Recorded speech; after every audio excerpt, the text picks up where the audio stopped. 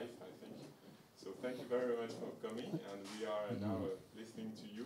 I think we could have maybe a presentation from Tom, and next question and answer time, if it's okay for everybody.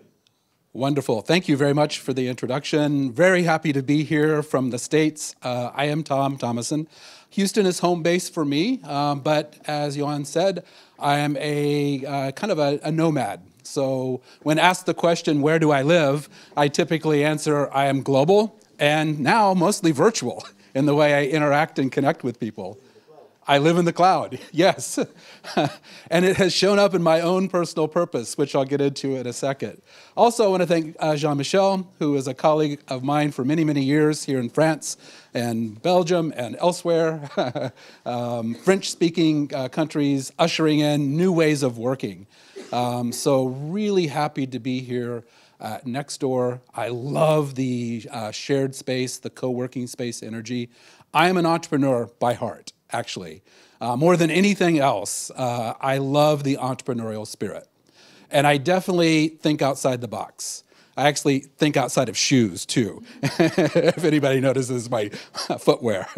So I tend to be a disruptor. I tend to look for new ways of showing up. I am a experimenter. I love to try things and fail. And I've failed many, many times in my entrepreneurial endeavors. I've launched 6 different companies over 30-some years, 4 of them very conventionally, where you do the partner dating dance, right? You look for your partner, do the entrepreneurial dance, do the sniff test.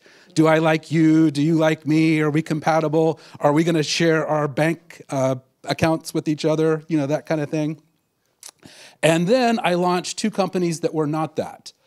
Actually, being an entrepreneur in corporate life, grew very dissatisfied with the status quo. I was playing kind of at the top of the game for me. I was playing with management consulting firms that you all know, whether it be McKinsey or Price or Accenture, and trying all sorts of clever, innovative things, innovative techniques to try to make our work life better. And it was failing over and over again. We would try all the best techniques, from business process improvement to lean manufacturing to total quality management back in the day, business process reengineering, all of them agile, all of them having kernels of goodness baked into them, of course. But what I found, and I don't know about you all, is I found they went right back, that goodness went right back into the same structures that had been there for decades. The same decision-making structures, the same authority, the same power structures that had been there forever.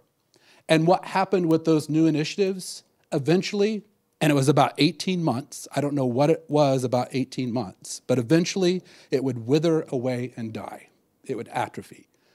The corporate structures, the corporate antibodies, if you would, well, came out and ate up all that goodness as it reestablished its power structure. So about 10 years ago, actually 12 years ago now, in 2006, kind of frustrated as an entrepreneur and having that entrepreneurial mantra, the mother of all entrepreneurial initiatives, there must be a better way. I crossed paths with Brian Robertson, who was in that very same question and running some interesting experiments at his software company. And long story short, that's what gave rise to Brian and I launching Holacracy One in 2007. To usher in a new way to work differently. And this is kind of what I want to talk about today. How we are working differently today in the 21st century. What are the options today to kind of break out of the status quo? So how many entrepreneurs in here? Awesome. Business owners working in conventional, or business owners as well. How about working in conventional businesses? Okay. How many of you experimenting with the whole self-organization movement? Self-organizing. Flat structures, sometimes it's called. How about holacracy proper? Anyone familiar with holacracy? Okay, so great. We have our work cut out for us then today. So I will spend most of my time then, about 30 minutes or so, 40 minutes, just kind of laying down some of the fundamentals of what it is to work differently in a self-organized space, and then point to a little bit about what comes after that even. So I'm that change agent. I'm looking for ever better ways of working, ever new ways of working differently. So I want to talk about what's next. The company I launched 2 years ago, Encode.org, is to contemplate, to think about what comes after self-organization. Yes, there's a next. There's always a next, right? So with that, let's kind of dive in and talk about this new world. And you know what? It's actually not so new. This has been around for a while. Self-organization. A world without bosses, sometimes it's called. Or a flat organization, it's sometimes known as. Anybody recognize some familiar companies, labels up there? Some of the earliest pioneers, Morningstar, anyone familiar with that story? A tomato company, tomato grower of all things. 2 decades ago, kind of fed up too with the status quo. There must be a better way. This is crazy. We have thousands of workers. It's $1 billion turnover business. And 2 decades ago, they started experimenting with better ways, different ways to structure their business. And they home grew a self-organized structure to eliminate a central authority, allowing everyone to participate in decisions. These are some of the earliest pioneers. The W.R. Gore organization is another company with huge turnovers, thousands of employees that have been working this way for a very long time. A lot of the companies up there, progressive companies, top-end business folks, creative thinkers, working inside their own organization to kind of home-grow their own solution, to kind of figure it out themselves, which is really kind of cool. Those are the earliest pioneers.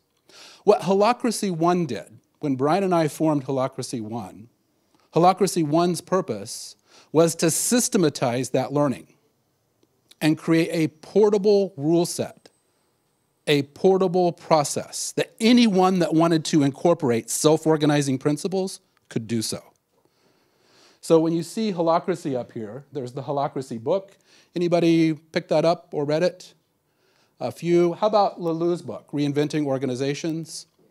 So both of these are pointing at the self-organizing principles that are baked into rule sets. And I'm going to spend quite a bit of time talking about that. What are those principles? Because as much as I love these movements, so we have conscious capitalism, we have the responsive.org movement. These are movements trying to usher in new ways of working. They tend to be a bit aspirational. Kind of like, wouldn't it be nice if we could all show up whole and all contribute our gifts without being trumped by bosses? Yes, it would be nice. How? So I tend to be a bit of a pragmatist. I want to know how. How can we incorporate or encode these principles into rule sets that we can all play by?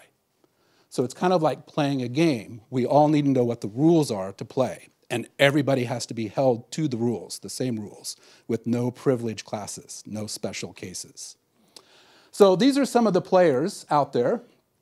If you're interested, highly recommend Laloux's book, Reinventing Organizations. The Holacracy book gives you a deep dive into that rule set and the practice of holacracy. So this is all kind of in the genre of the new world of work. And this is showing up in the common media, the common press, in a big way.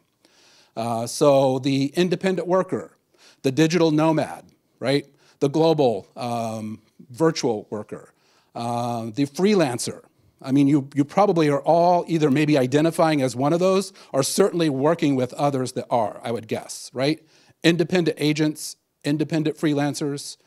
There seems to be a big movement of wanting mobility, the freedom to show up wherever you want to serve purposes that you care about. unhindered by conventional constructs. This is the new world of work, I think. But the new world of work is just simply a pointer. It's always been the new world of work, right? Generationally, from one generation to another. So it's kind of funny to me, who've been around for a little bit, yes, it's always the new world of work, but what is it? What's new today? What are the markers? What's unique now in 2017 about the new world of work? And I say that there are 5 things. There are 5 concrete things that I look for when I hear people talk about new world of work structures, self-organizing systems. I look for these things, and they better be there. Because I know how to encode these things. I know how to make these things move from aspirational to practical. And these 5 things, I'm going to talk a little bit about each one separately, but first is purposeful. The new world of work is purposeful. Everything hinges on purpose. The new world of work is a fancy name, holarchic. Anybody familiar with that term, holarchy? It's a natural structure. You are one, actually. It's a natural hierarchy. So a natural hierarchy of nested functions, if you will. We'll talk a little bit about that. Whoops. Dynamic. A move away from the notion of humans being good predictors of anything and the ability to control based on those flawed predictions to a more natural, dynamic structure of sensing what's needed in any given moment and having an adequate response to that need, to sense and respond ongoingly, as opposed to predicting upfront and trying to control for that prediction. I'll talk a little bit more about that too. Autonomy. The new world of work is autonomous. Freedom to act. Freedom to show up as yourself. Lelou talks a lot about this in his book, pointing to wholeness. The ability to know yourself, know your skills and capacities, and to lead. And then learn how to follow others. Good leadership and good followership comes with autonomy. And transparency. Transparency, as much transparency and visibility as you can stomach. In the new world of work, everything is open. Open book management, if you're familiar with that term, on steroids. So these are the 5 principles. Let's unpack them a bit. Purposeful. This is a tricky one. It's really kind of hard to describe. Purpose. This is not your corporate vision statement or mission statement. It is not that. Big circle, red line through it. No, not that. Purpose gets to the fundamental essence. Simon Sinek's book, Getting to Why, if you've read that, kind of is pointing at purpose. Again, Fred Lelou talks about evolutionary purpose. The fundamental why something exists. You have this. Each and every one of us has a sense of this to greater or lesser degrees. What's your fundamental why? Why do you exist? Now, you can hold that very broadly, or you can hold that very specifically, and it scales. What is your purpose? What is your gift or offering to the world? What would be missing if you weren't here? We want to apply these same types of questions to our organizations and make everything hang on purpose. This is huge. Purpose is, anybody familiar with the Forrest Gump movie? Remember way back in the day? Life is like a box of chocolates kind of thing. I take the Forrest Gump approach to purpose. Purpose is as purpose does. In other words, you know purpose in the doing. So purpose is an expression or informs your expression of action. So when confronted with a choice, which path do you take?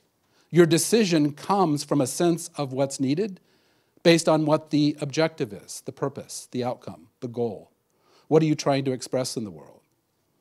And this gets encoded very concretely in the new world of work, in rule sets that make everything about purpose, not about personal power. So I'll talk a little bit more about this. This is a huge shift. Purpose rules. Purpose is the new boss. Purpose is the motivator. Purpose is what gets you out of bed in the morning, leaves your precious family, and forces you or compels you to leave your family and go work with other humans to do things in the world. So purpose rules. Purpose is the motivator. And purpose needs to be encoded in whatever rule set is claiming to be about the new world of work that is self-organized. Next up is holarchic. It's a structure. In the new world of work is not flat. How many times have we heard, me too, everybody's writing about Harvard Business Reviews, big studies, books, flat structures. Crazy making for me. Nature hates flatness. Nature doesn't organize flat. It organizes in structure. There's a natural structure to everything. And so we need a different structure at play in the new world of work. When we're talking about our organizations, we need a natural structure of the work in pursuit of the, guess what? Purpose. A natural structure of the work in pursuit of the purpose. Not an artificial power hierarchy of people. The stacked org chart, right? Boss at the top, middle management in between, and workers getting stuff done. Managers forgetting how to actually work in that structure. So moving away from power hierarchies to work hierarchies, a natural hierarchy. This is what a holarchy is. And it has a distinct structure. I'll show you some pictures here in a moment. So again, this is not aspirational. This is being done today and has been done for 10 years. Creating an organizational operating system hinged on purpose, and have a new structure that replaces the old hierarchical structure, the old org chart. Next up is dynamic. So we're all accustomed to Gantt charts, right? Project plans, predicting what's needed out in the future. We actually really suck at that, right? I mean, if we're really honest with ourselves, planning is absolutely needed. Don't get me wrong. We have to do that. But to think that we can forward look today even, 6 months out, 2 years out, let alone the 5-year plan, is crazy. Things are changing much too fast. In the new world of work, it's global, it's changing constantly.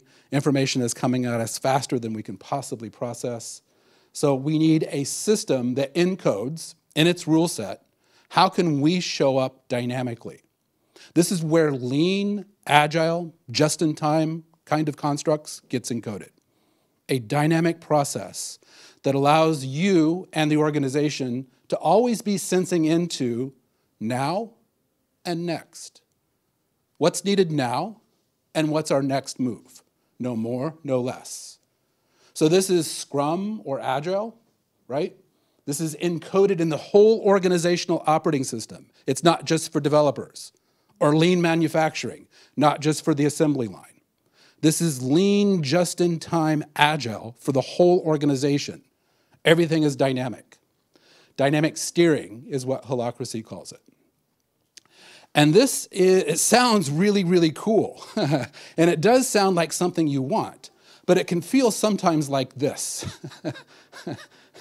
So in a world that is self-organized, you might think you're starting out with a clay model. Reality hits you and says, no, pivot. You're going to be a cup, right? So what this is pointing to is you need to be agile yourself, flexible, always looking at what's needed in the moment. What is reality telling us? What are your customers telling us? What's the outside world telling us about pricing, constraints, workability, any number of factors? So to be dynamic is actually a hard practice.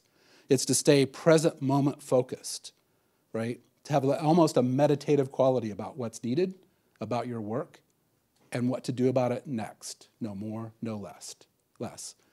And ruthlessly acknowledging reality. Because when our best laid plans meet reality, reality always wins. You are always going to be a cup in that kind of reality. So we'll talk a little bit about autonomy. Autonomous. this is one of my favorites. I love the freedom to act. Go figure. I tend to be kind of an independent agent, and I want the freedom to pursue my own interests, to offer my own gifts, to be able to contribute in a system where I have the freedom to move at my own speed, in conjunction, though, with others. So in the holacracy movement, oftentimes autonomy is equated to be a Ferrari, be fast, be independent. That's true. But what's also true is to know when to slow down. In fact, know when to stop, know when to speed up, know when to turn. One way of thinking about this new world of work and self-organizing systems, it's a way of encoding distributed autonomy. So it allows everyone to lead their work and follow others that are leading their own work within explicit rules. So I kind of like the metaphor that is beginning to emerge on the planet of self-driving autonomous vehicles. So these things are moving around at varying speeds, but they're obeying a rule set. The rule sets can change, and they're bouncing around and navigating within other individuals, each with their own purposes, if you will, if you can think about that way. So a network of distributed autonomy. This is what we mean when we talk about autonomous systems that allow you to both lead and follow. Transparency. So anybody back in the day get exposed to open book management? That was around, I guess, a decade ago. So in the new world of work, to make this possible, you need a high degree of visibility and transparency about everything.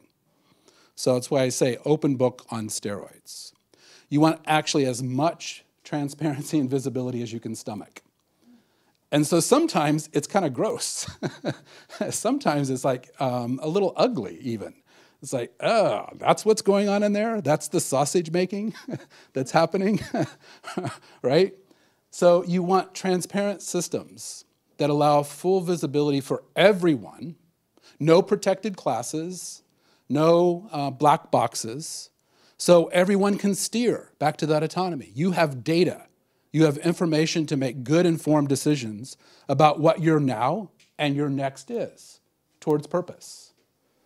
So this is super important.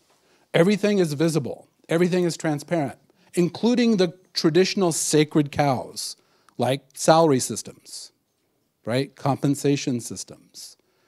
Even when through regulatory or other compliance issues require you to be private, privacy laws, those are real for sure. It's transparent about the need for privacy and what those boundaries are, what the rules are. And then everybody participates in the process of changing the rules if and when the need occurs. So it's a high degree of visibility and transparency for everyone. No sacred cows, no privileged classes. Everybody gets access to everything. So these are the markers. And I know how to encode these markers in the new world of work.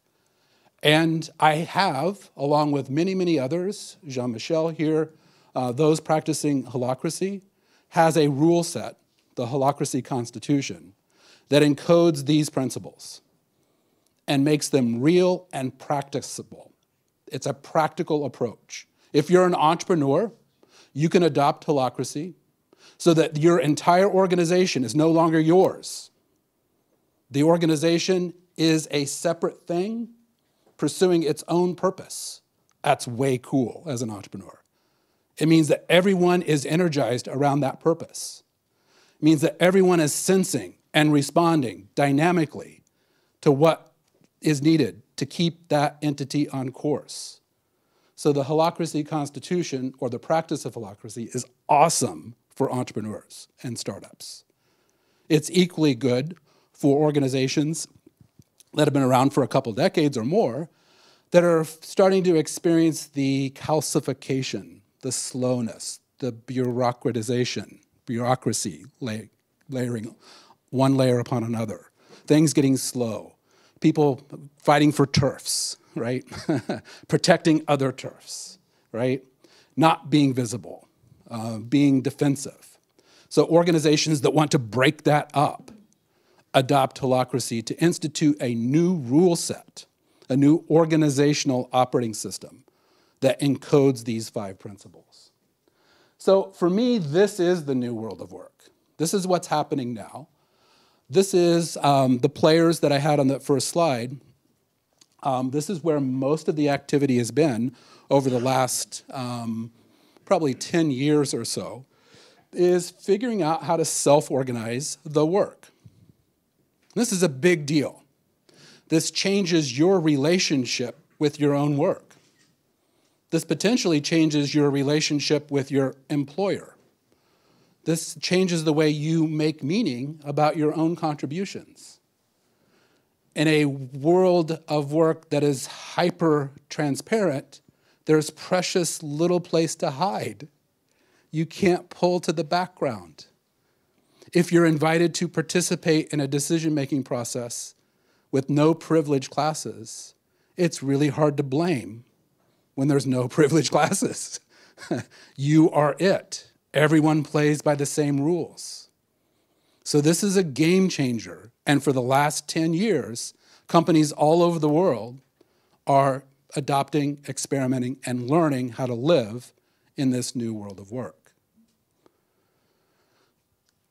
So I'd like to take a breath and see if there's any terms that I've used. Pardon my English, my French not so good, but I have an awesome colleague, Jean-Michel, who has lived this world with us for many, many years and is very familiar with the English words we use to point to these markers. And so are there questions or maybe nuances between English and maybe you have a question of how that might show up in French? Or just generally, if you're experimenting with some of these concepts of transparency, autonomy, new structures, how does this land for you? Any questions or comments? Confusion? Mm-hmm. I was wondering something. You were talking about holarchy, but I didn't get the point. Like when we promote new ways, new word of work, but promoting new ways of working in that system, how could holarchic, I mean the hierarchy, if I understand it well, how does it contribute to new ways of working if there is finally a system that promotes a hierarchy? Because new ways of working is promoting, like you said, autonomous. Yes. Being, autonomous. It's promoting also the transparency, and it's because your boss is not here to baby you. Yep. But how could you be transparent and autonomous if there is a hierarchy in a company? Sure. Great question. So we can use this slide actually to begin to answer that. And it doesn't go into a great amount of detail here, but it gives some clues. So the big shift over the last 10 years is a power shift. It's moving away from bosses and centralized authority to a distributed system where everything is decentralized, everything is distributed. And I do mean everything. So leadership, decision-making, anything that would ordinarily be associated with a boss is now fully distributed. So we have a structure that allows everyone that's in the structure to participate equally in the distributed authority system, in the distributed power system. So we move away from this personal power structure to a system that looks much more like this. This looks like a nested set of functions. It looks more organic. What you're seeing here is a broad container for the broadest purpose. Awesome. And then through the process of self-organization, everyone that's involved with this organization participates in figuring out where the work lives. So with holacracy, there's lots of ways of defining and describing holacracy. A distributed authority system, a distributed decision-making system, a decision to discover what work is needed to express purpose. And everybody participates in that. So instead of a position description here, you might show up holding a role. So a role defines what work is needed here, and here, and here, and here.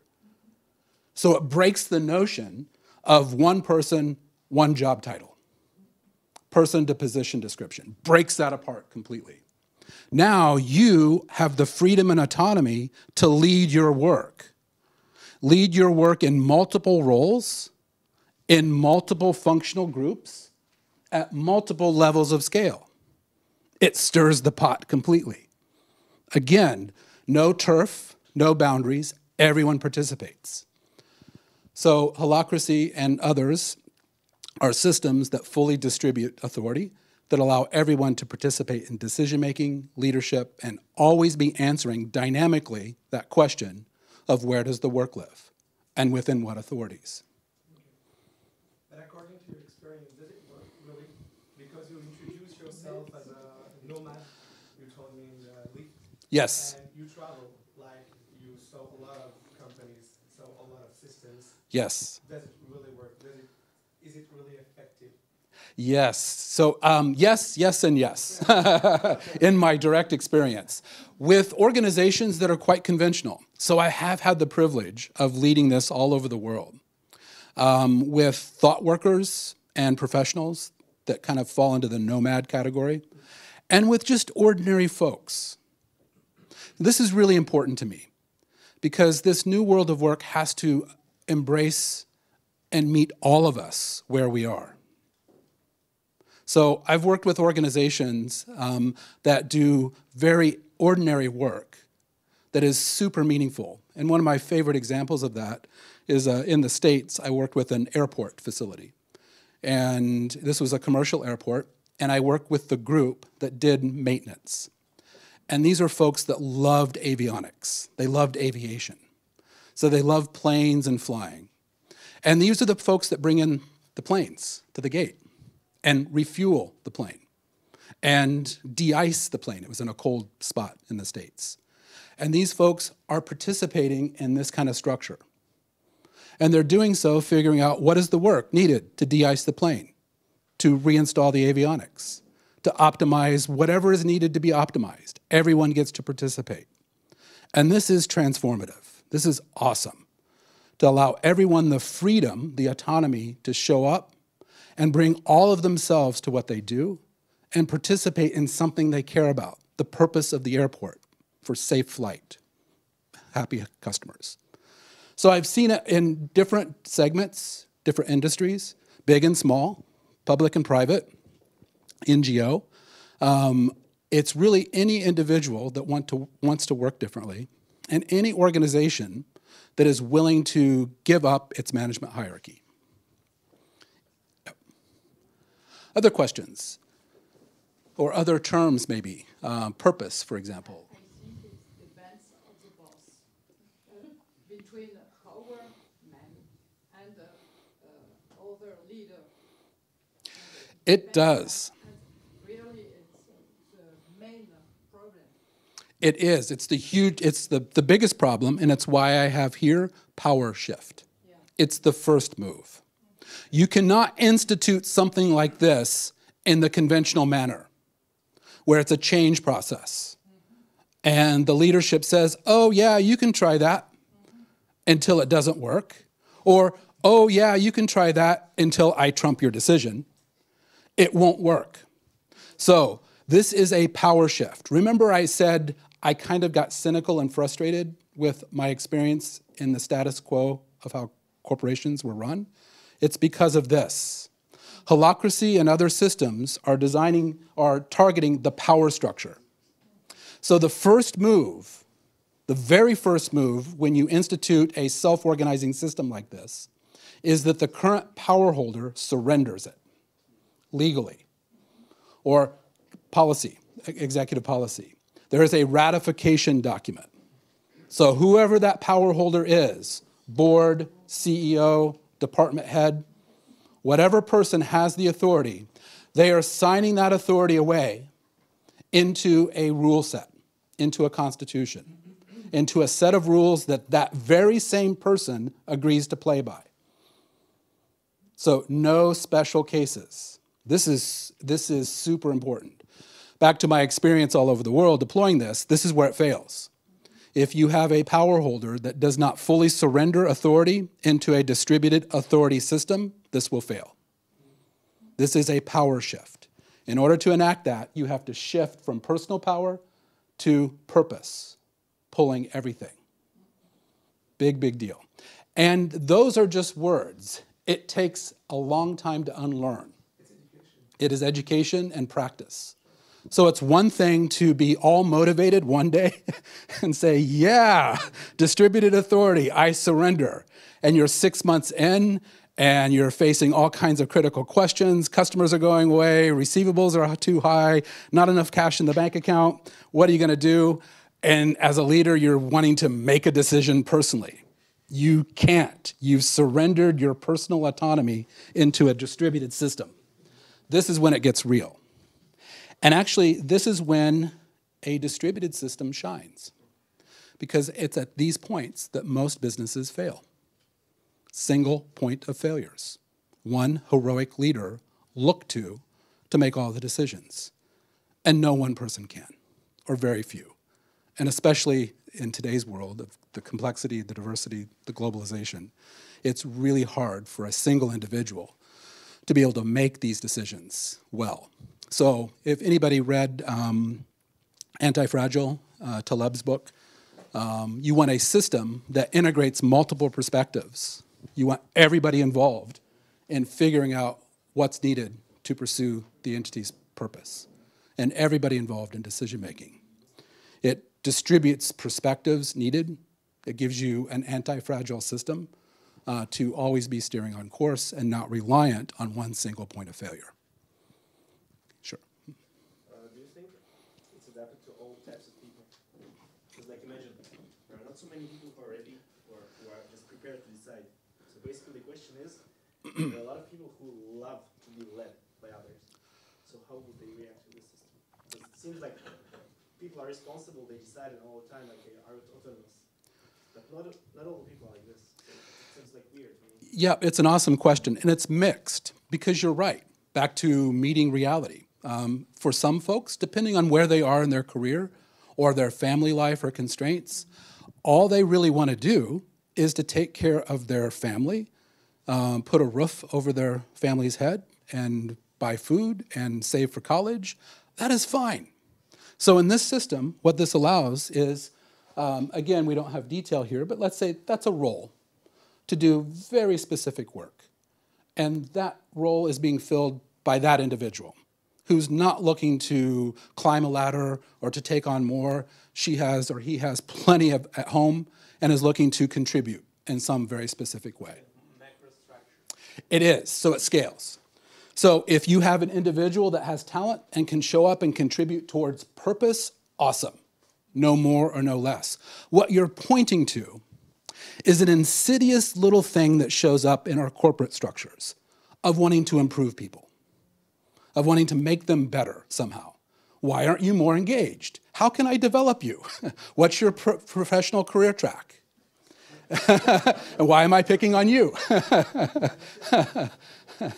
So in a self-organized system, we want that to arise naturally and not project our own opinions or thoughts or ideas upon others, that each individual gets to show up and contribute. Now, that said, if that same individual is not contributing, then this system will illuminate that. So it turns the lights on. It makes it really hard to hide. So if you aren't contributing and you've been hiding behind your boss and your boss has been protecting you, that goes away. And that's hard. But that hardness is the catalyst for growth. So you are all of a sudden confronted with the decision. Do I step up and step in and take more accountability over my own life and my own work? Or am I not able to do that? And I need to go look for work elsewhere. I need to find some place that's safer for me to be. So there are lots of ways of describing self-organizing system. Turns the lights on, distributes authority, those 5 principles. It's all about conscious choice-making and accountability, showing up as an adult. Holacracy is organization for adults. and helps us to kind of be honest with ourselves and look for help, mentorship with others. How can I improve? What am I missing? Actually, our school system doesn't teach like this kind of society. So basically, everything comes from the school. And it takes generations to learn. Because like, even in universities, don't study this thing. Yes. It's kind of new. It is, and it's just now showing up. There are business schools that are beginning to embrace self-organizing principles. Business School Lausanne in Belgium, yes? Swiss, yes, I'm sorry. There are other business schools in the States that are incorporating self-organizing principles into their curriculum. And it is changing. What's the new development track? What's the new progression track? If you're not trying to become the boss, what are you trying to become? And there are some interesting answers to that question. At least I think they're interesting. Yes, you had one other comment? But in France, school is not preparing people at this organization. Actually, No, I think that's a global problem. I do. And one that I am committed to helping to affect change around, whether it be through education programs or creating more places where more people can show up and work differently, where they can develop themselves and contribute to purposes they care about and get good mentorship from others to develop a new professional progression path. So I have a little bit more to say about that. One more, and then I'll move on. What about salaries? Yeah.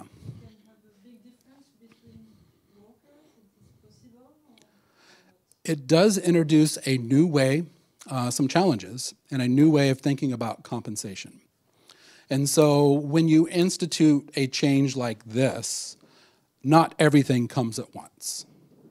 And so it might be too much of a culture shock to turn on the lights, if you will, for compensation systems. But in every organization that I've deployed holacracy with, over time, and it's usually 6, 9, 12 months in, second year in, the organization starts to re-examine its fundamental business practices around recruiting, onboarding, mentorship, performance evaluations, compensation systems. And guess what? It uses the very same self-organizing system to answer those questions. So instead of it coming from the outside in, it's an inside-out decision-making. Everybody gets to participate in questions about compensation, earnings programs, mentorship, onboarding, recruiting, offboarding. So the self-organized system is now at speed and answering these questions that typically came from the privilege class or HR. So it's a very interesting thing. It happens over time more organically than predictively. It's not like something is designed up front and then just applied to the group. That ends when you institute a self-organizing system. All these decisions are inside-out affairs. Okay? All right, so we have 30 more minutes in our time. I want to cover a couple more things here. So this is happening now, maybe brand new to some of you in the room, which is awesome. Experiment, give it a shot, read the book, get connected with folks that are doing it, like Jean-Michel, and get a taste of what self-organization looks like. But wait, there's more. So this has been all about self-organizing the work. Self-organizing the work. The structure here, this organic structure, is the replacement for the org chart. So we have structures, nested purposes, nested functions, and a very, very mature way of dealing with all ordinary business issues that come up. Big public subsidiary companies like Zappos, if you've heard that story, or maybe you've seen a little bit in the press. Large organizations here in Europe that are private, multiple thousands of individuals filling roles in these structures, and former executives filling roles, doing work, making good decisions on behalf of the organization. This is mature. So we have got a decade of experience of letting this system deal with everything reality can throw at it, from cash crises to employment and labor laws to research and development to innovation to operational efficiencies, all the things that happen inside an organization. The self-organizing system, like holacracy, has given us now a new way to think about compensation, right? And operations and all of the things that happen in business life. So from this new frame of reference, from this ground, is kind of where I started to think, we have left some things behind. So being the entrepreneur that I am and having the front row seat of seeing how this lands with real people, I noticed that we encoded self-organizing principles in the organizational operating system, and we have really clear answers of where structure lives, where autonomy lives, where decision-making lives.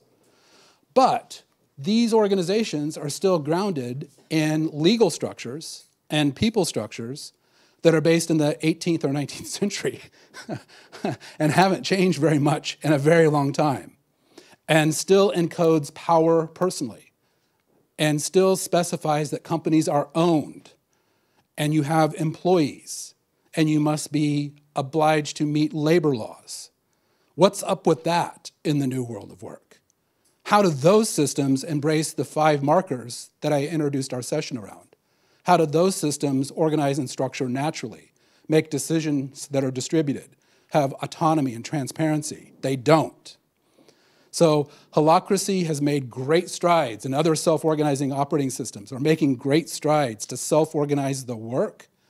But I can tell you from firsthand experience, we've left 2 systems behind. We've left our legal system and our people structures back in the 19th and 20th century. So it's time for an upgrade.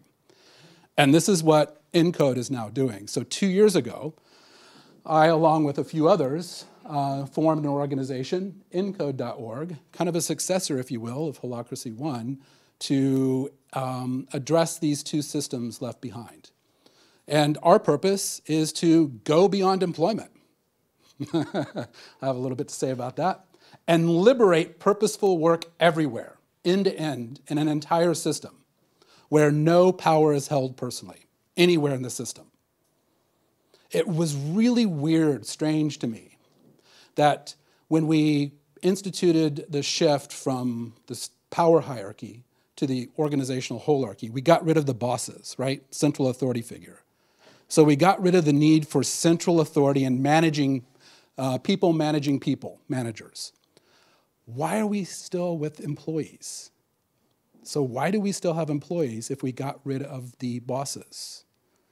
And why are these entities owned as if they were slaves to some personal egoic power holder? How do we address this? So we have been working the last 2 years to create the 4-purpose enterprise. So a 4-purpose enterprise is end-to-end a structure that encodes no power held personally, that encodes autonomy, where the entire enterprise is free to pursue its purpose, and invites everyone to participate, and where no privileged classes show up to trump, which is a good pun if you're from the US. So we don't want that. So we have a new structure. The organizational structure is what I've been talking about to this point. Self-organizing the work lives in the organization. It's kind of what we're accustomed to. Even most entrepreneurs, they do the necessary paperwork. You'll file a BV if you're in the Netherlands, an SA if you're in Spain, a GmbH if you're in Germany. In France, it's SA, yep. So you check. That document goes into a desk drawer, and you never look at it again, right? So we really have paid much attention to governance issues and decision-making issues in the company structure. We've been mostly focused on getting the work done, figuring that out. But there are really 2 other containers that need upgraded. One that we call the company space, which is the legal structure. And the other, a container we call the association. It's the collective of people who are not employees. Remember, Encode's purpose is to move beyond employment.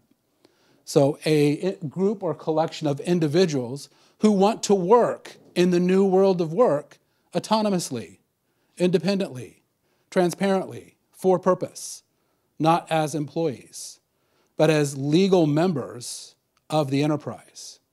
And this is what Encode is working on right now, which has huge impacts for startups and co-working spaces like this, and entrepreneurs that want to launch purposes that are for purpose, launch businesses that are for purpose. So let's just dig in a little bit here, just the touch points. So the organization space. What happens when you deploy holacracy? So what happens is you get a focus, a laser-like focus in the organization. This is huge for entrepreneurs, a laser-like focus on the work, nothing else, no distractions, it's the work. Ship something, ship fast, get something out, get data back in, figure it out. Focus on the work, and there is a set of rules that bind everybody to keep everybody on track, the Constitution. So this is all about organizing the work, not the people, expressing work in pursuit of purpose. This is a different way of structuring an organization. For the individuals in it, it feels awesome and hard and difficult and liberating. It's all the natural things that you would expect. It gives you the ability to align your own sense of personal purpose with the enterprise's purpose, which sounds great if it's aligned, but it also points out when it's not. And then what do you do? So it's seeking alignment. It's seeking clarity. Clarity to process what you see into organizational outputs, giving you clear pathways. Allows you to lead this autonomy thing, right? Lead without bosses. And many roles, so you're free to pursue whatever interests you. Multiple roles, multiple circles, multiple levels of scale, that kind of thing. So that's the organization. Company is, again, kind of this foreign space. Not many folks talk about this. If you're an SA, it's like, well, the lawyer said that I have to have these things and done. But what we want is a laser-like focus on something that the company holds, company property, the assets. This is what owners and investors are interested in, appreciation of assets, capital stakes, profit interests, capital interests. We want to create a legal anchor that grounds this enterprise in a local jurisdiction to make it valid, make it have teeth, so that their legal structure encodes these 5 principles. The legal structure is holarchic, it is autonomous, it is transparent, and it encodes no power held personally. It specifies classes of company property. It encodes distributed governance. So we get rid of antique governance. No boards, no officers, no directors, no owners with stock that can trump or outvote. We treat everyone as an investor for purpose. Now, all the things that those constructs do, boards, officers, directors, those are really important. The duties of the board, the functions, the fiduciary obligations, all of those need to be accounted for.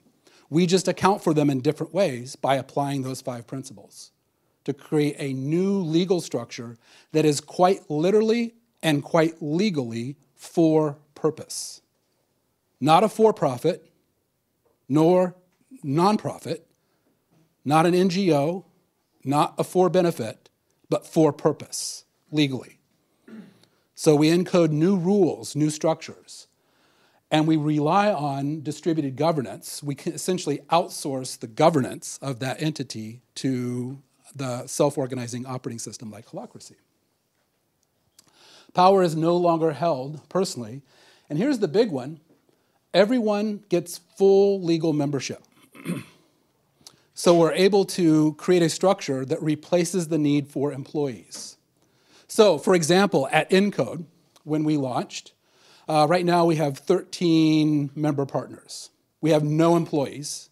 We have no owners. I have an investment stake in the company, but my investment stake can't vote. It's just simply another perspective that's needed to keep the whole enterprise on course. And everyone shows up as a legal member in the legal entity. Even if you're right out of university and all you're doing is filling that one role with that one piece of work right out of university to take care of your family, no problem. We define new asset classes that allow us to pay people with a profit interest.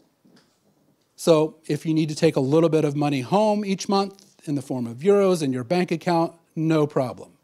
You get to be a legal member, you hold a little bit of profit interest, and those euros show up in your bank account in a fully distributed, fully encoded, for-purpose enterprise. You're no longer an employee. You're a full legal member. So we do this by creating new legal structures. So certainly won't go into those in our overview today, but we have new operating agreements. So anybody familiar with operating agreements or shareholder agreements, right? Or bylaws, right? So Encode is creating new templates that are valid. Right now we have 2 that are valid in the United States. We are almost finished with one for BV in the Netherlands. We have another in Germany and Austria with the GmbH Co-KG partnership structure. Working with a company in Spain to do the same for the SA. Would be nice to do something here in France. We have a couple potential candidate companies that want to take this next step and create new bylaws or legal structures that are anchored in existing legal constructs. So we want to be valid and anchored, not just aspirational pie in the sky, wouldn't it be nice? But these are real legal structures, and we're rethinking all of it for purpose. And then lastly, the last container is kind of a new way of envisioning, if not employees, then what? What are we? What am I? If I'm not an employee, and I'm not an owner, right? What am I? And I think we're already beginning to understand the answer to that question from our own experience. We are agents of purpose. We are independent agents who want to work wherever we want to work and serve purposes that inspire us to do so, right? We want to show up and hang out with other like-purposed individuals. And so we create a container at Encode called the association. And it's a collective of the people, these purpose agents. And it gives us clear agreements around the social and behavior norms. This is what usually happens in HR or OD. What are the values? It's always a strange thing for me when I hear about corporate values. I don't think corporate values are what we really think them to be, because corporate values are talking about human values, and they very rarely show up inside corporations. What this actually gives us the ability to do is to create clear agreements around social norms, the values that the people, the humans, want to encode. So what are the normative behaviors around our collective of individuals? And what's the agreement that we all are bound to? This allows us to re-envision where human resources even lives. We don't have employees, we don't have labor laws per se. We might need to meet social services and social insurance programs for sure. We want to preserve those and protect those. But how do we do that? We can do now as a collective of individuals who are all working together under an association agreement with a natural hierarchy or holarchy. So this gives us a brand new way of envisioning what an enterprise looks like. We have, most of us as folk here in the organization space. In fact, this is where the org chart would live. Just that one little bucket. That's where the org chart would live. But in reality, there's a whole lot underpinning that. There are the capital structures needed to express purpose. There are people and the energy and talent needed to express purpose. And there needs to be a container to integrate all of that. And the cool thing, I think at least, is that the work we've done over the last decade gives us a mature operating system and a mature decision-making system to integrate or anchor the needs of the investors, the needs of the people, and the needs of the organization to express work, and to do so that encodes those 5 principles in a way that's autonomous, transparent, dynamic, holarchic, and all for purpose. So this is what we're doing at ENCODE, is ushering in the for-purpose enterprise. And I won't really touch on some of these others. The purpose agent we talked about. I think this is huge. This is kind of me, meeting what I see in reality. Most of the folks I talk to don't want a single job and a single employer. They actually want multiple ways of showing up in the world. And so there are actually interesting movements in different legislative bodies across the planet, looking at, our full-time employer status isn't really working, our part-time employment status isn't really working. These aren't really subcontractors either. The whole independent agents kind of thing, or the gig economy as it's sometimes called. This is getting a lot of attention from a lot of legislative bodies as well, trying to figure out what this new emerging worker is. And our answer to that is an agent of purpose, or a purpose agent. And this allows for purpose agents to unite, come together, and energize purposes they care about. ENCODE is also creating software. This is complex. There's no doubt about it. Business is complex. No doubt about that either. So our organization is working to take the complexity out by putting all of this in software. All the agreements, all the assets, all the things that we talked about in a software tool that makes it easier to navigate this. So that is a little bit about my view of the new world of work, what it looks like from my perspective as someone that has been living this for the last decade or more, and all of the transformative things that can occur, and yet all the things that are still to come. So we made great strides, great progress, and yet there's more to do. The self-organization journey continues, and I am committed to figuring out and answering some of these questions that are facing us going forward. So that's kind of the end of the formal presentation. We have time for Q&A to dig into any details. If you want to learn more, ENCODE has one-day workshops where we dig into each of these containers. So you get to spend time in the organization space, and in the company space, and in the association space. And we unpack those agreements to show what shifts and changes from conventional to these new agreements, so you can get a better sense of the inner workings of the for-purpose enterprise. So if you're interested, feel free to register. We're also just starting to put on webinars, which kind of covers the material. If you want to hear it again kind of thing, you can sign up for a webinar to learn more. And with that, are there any questions, comments, critiques?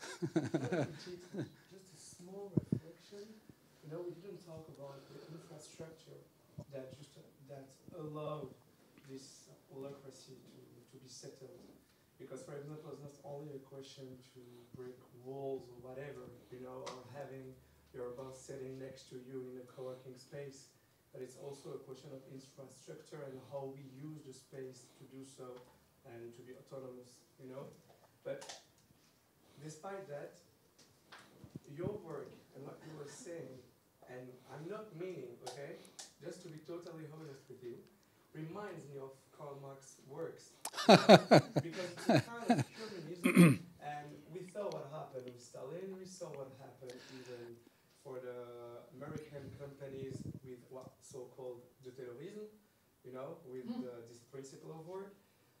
So I think, even I totally agree with you, I think at the end we do not have enough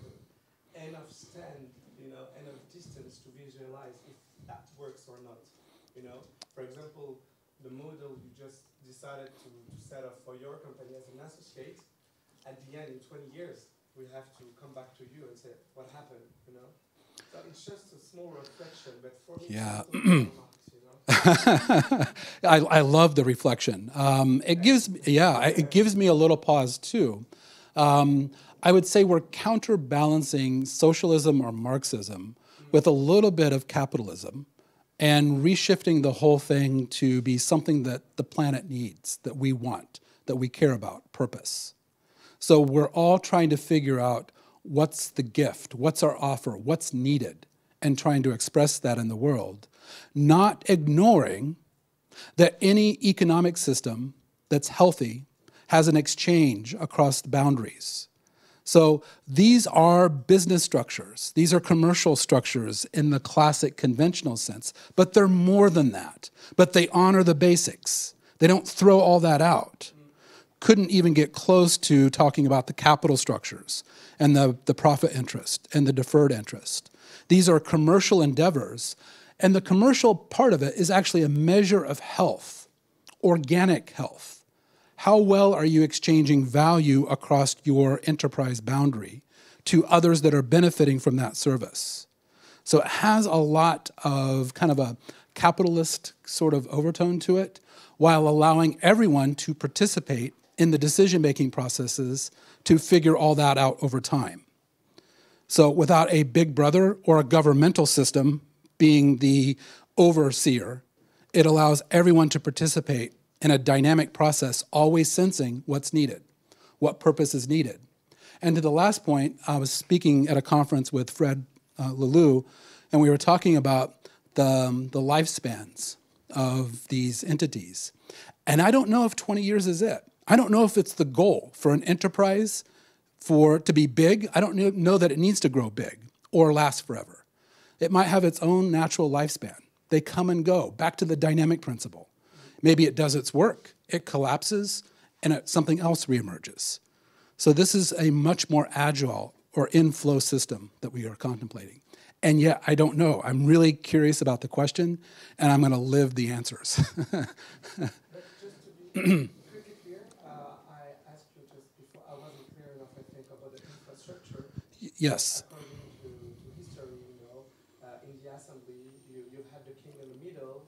On his right, it was the pro-king. On the left, it was the pro-folks, And we try to put the same infrastructure in the UN and, everywhere. So that's why my question was, if the infrastructure helped to set up this democracy system, I mean breaking walls, Sure. having working space, is that enough or? I think it's tangential to that. It's not a prerequisite, said another way. In other words, you don't have to have an open space office format. You don't have to be global virtual. You could be out on the runway bringing planes in, right? So it's whatever the work is and whatever environment or infrastructure is appropriate for that work.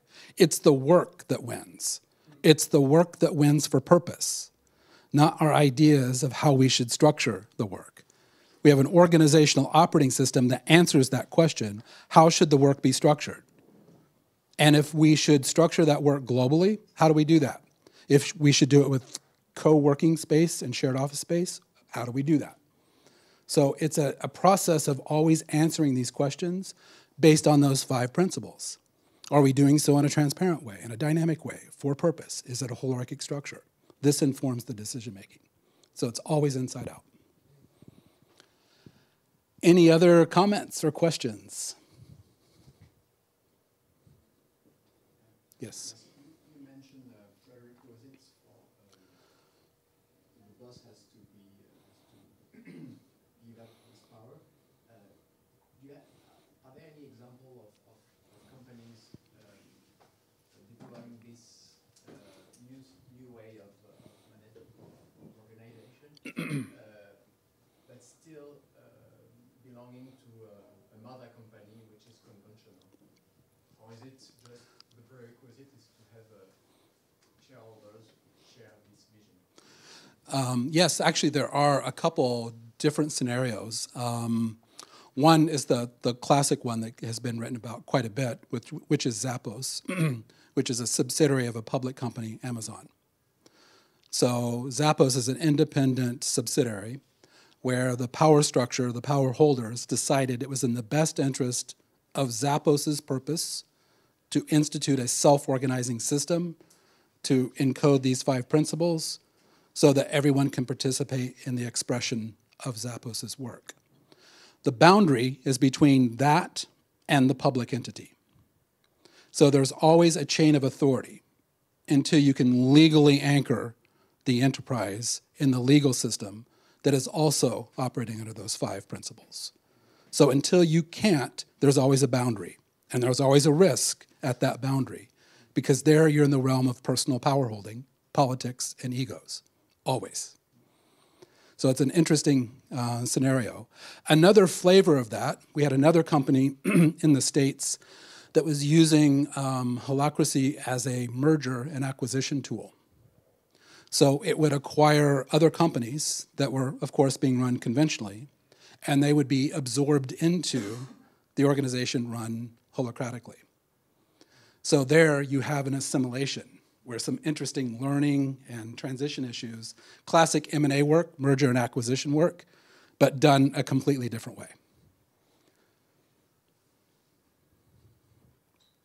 Just one comment along those lines, a question you didn't ask though. What happens when power systems collide? So this is one of the chief failure points. Had another company, again in the States, about 150 software engineers doing software development for hedge funds.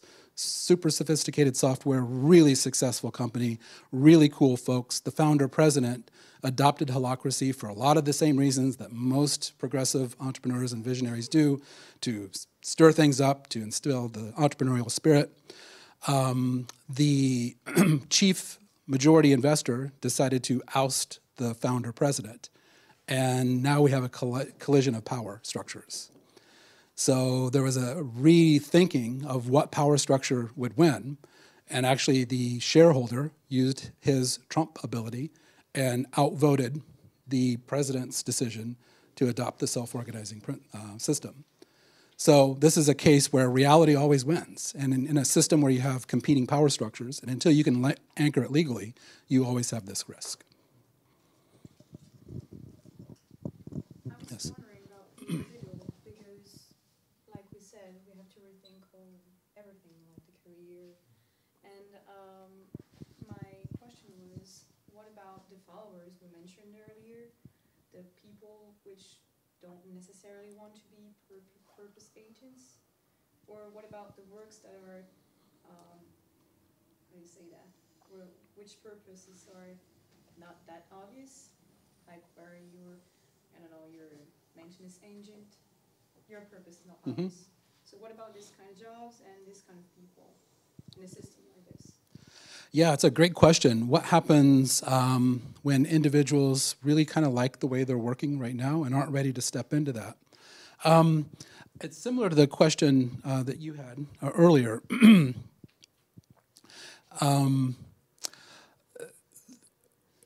What I've seen is when you first deploy this, there's a fairly great amount of fear and anxiety because we've kind of been trained to not speak up.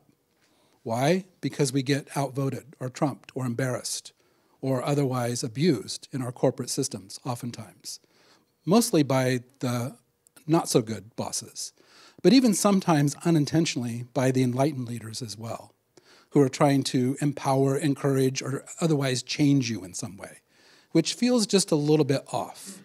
So we've been kind of enculturated to protect ourselves, right? And so it takes a little bit of time to develop the courage to step into this new way of working. And I've seen this happen, though, and it's one of the things that excites me the most about these self-organizing systems, is that individuals, they begin to see the former leaders model new ways of showing up and making decisions, surrendering their old authority and being told, hey, you don't have the authority to make that decision anymore. And it's like, oh, maybe this is real and new and safe. And then all of a sudden, a few weeks or a few months in, that person proposes something, uses their voice to make some incremental change in how the work is done. And it goes through. And they see their voice contributed. And that becomes a cascade. And so you just begin to get more and more comfortable showing up as yourself, contributing your talents and your gifts, and being recognized for that in a brand new way. That's where transformation can happen, for sure. And then there are those that maybe aren't ready for that. And so that invites, back to the question we have before, when the environment changes around you and it's no longer safe for you to be in that environment, then it's time to look for other environments where you do feel safe. I don't know if that gets at your question. Yeah, what I was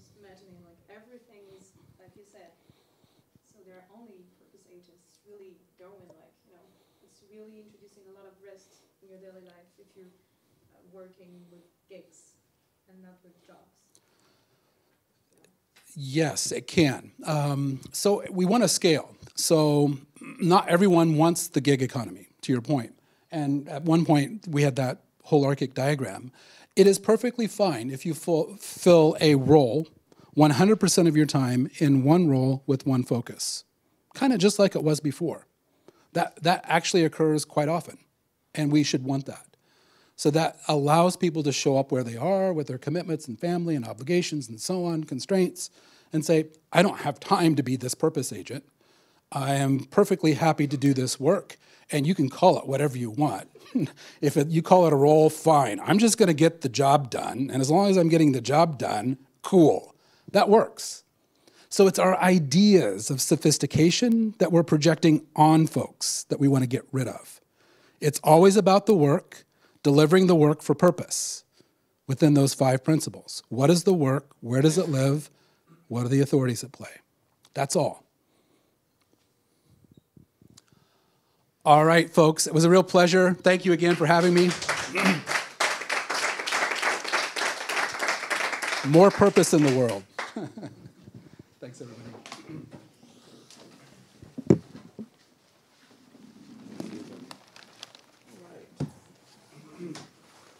Thank you for the space and the invitation. I really appreciate it. Yeah.